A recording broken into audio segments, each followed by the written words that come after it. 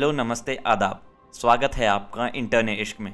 हम आज यहाँ पे एक नए सेगमेंट की शुरुआत करने जा रहे हैं जिसका नाम है हर्फ बा हर्फ। सबसे पहले यही समझने की कोशिश करते हैं कि हर्फ बा हर्फ का मतलब क्या होता है।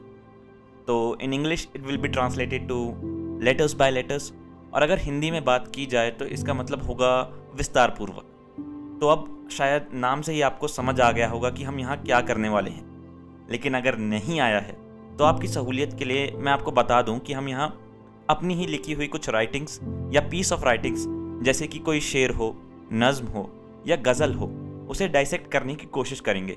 ये जानने की कोशिश करेंगे कि उसके थ्रू क्या कहने की कोशिश की जा रही है, आखिर बात क्या हो रही है। हम वहाँ सिर्फ टेक्स्ट ही नहीं बल्कि सब टेक्स्ट और कॉन्टेक्स्ट को भी जानने की कोशिश करेंगे।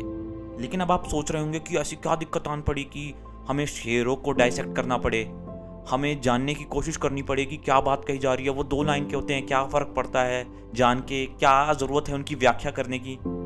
तो अक्सर क्या होता है कि जब हम कोई मूवी देखते हैं या कोई कहानी सुनते हैं तो ईजिली रिलेट कर लेते हैं, है ना, और उसे देखने में फिर ज़्यादा मज़ा आने लगता है। हम उसे बार बार देखते हैं और अच्छा लगता है उसे देखना।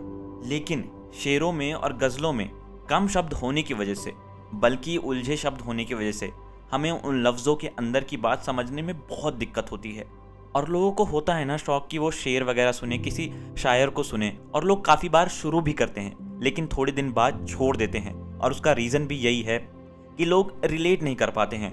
उन वर्ड्स का मतलब तो पता होता है अक्सर लोगों को कि क्या वर्ड यूज़ हो रहा है, उसका मतलब क्या है, पर जो जज्बात है वो नहीं समझ पाते हैं जिसे शायर ने वो शेर पढ़ा है। इसलिए लैक ऑफ इंटरेस्ट होने लगता है and we end up leaving it. यही ठीक करना हर्फ बा हर्फ का इंटेंशन है, सो दैट आप जब भी कोई शेर सुने, कोई गज़ल सुने, तो आप उस जज्बात को समझ पाएं, आप उस इंटेंशन को, आप उस सिचुएशन को समझ पाएं जो शेर को बयां कर रही है। और अगर समझ ना भी पाएं तो कम से कम कोशिश तो करें। और आप कभी कोई शेर को गौर से समझने की कोशिश करेंगे तो उसमें ज़िंदगी की कोई ना कोई फिलॉसफी ज़रूर छुपी होती है जो शायद आपकी बहुत सी उलझनें दूर कर सकती है। और एक बार शेर समझने लगेंगे ना तो आपको पता चल जाएगा कि आपके जैसे बहुत से लोग हैं इस दुनिया में, और उनके एक्सपीरियंसेस से आप बहुत कुछ सीख सकते हैं जो उन्होंने उन 2 लाइंस में बयां कर दिया है। तब शायद आपको शेर सुनने में मज़ा आने लगे और शायद आपको उसकी लत भी लग जाए, हू नोज़। तो क्या होता है ना दोस्त कि जिस सिचुएशन से आप गुजर रहे हो या गुजर चुके हो, उन्हीं कुछ सिचुएशन से वो भी गुजर चुके हैं। और ऑनेस्टली एक बात बोलूँ, प्लीज़ बुरा मत मानना यार इस बात का, कि आप कुछ नहीं हो।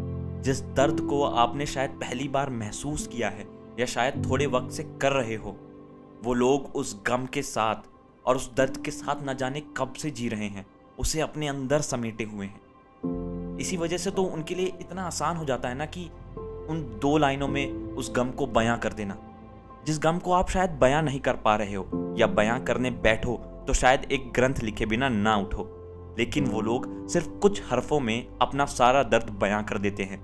और जब आपको उनकी बात समझ आती है, उस दर्द की कहानी आप इमेजिन कर पाते हो, तब आपको पता चलता है कि उस इंसान ने अपने गम के साथ ना जाने कितना वक्त बिताया होगा, और आप अपना दर्द को कम या छोटा समझने लगते हो। तब आपको रियलाइज़ होता है कि आपका गम कितना कम है। और इस सेगमेंट में हमारी यही कोशिश रहेगी कि शेरो शायरी के थ्रू उन्हें ब्रेक डाउन करके ज़िंदगी की डिफरेंट सिचुएशन को हम थोड़ा फिलोसोफाइज कर सकें, स्पेशली प्यार मोहब्बत को, to have a better understanding and perspective about them. और मैं आपसे ये चाहूँगा कि आपने जो कोई भी शेर सुन के कभी कुछ महसूस किया हो तो आप हमसे बांटें, हमसे शेयर करें। तो अब मैं आपको मिलूँगा अपनी पहली वीडियो में, हमारी पहली वीडियो में, किसी एक शेर के साथ, जहाँ से असली मज़ा शुरू होने वाला है। तब तक के लिए देखते रहिए या सुनते रहिए इंटरने इश्क।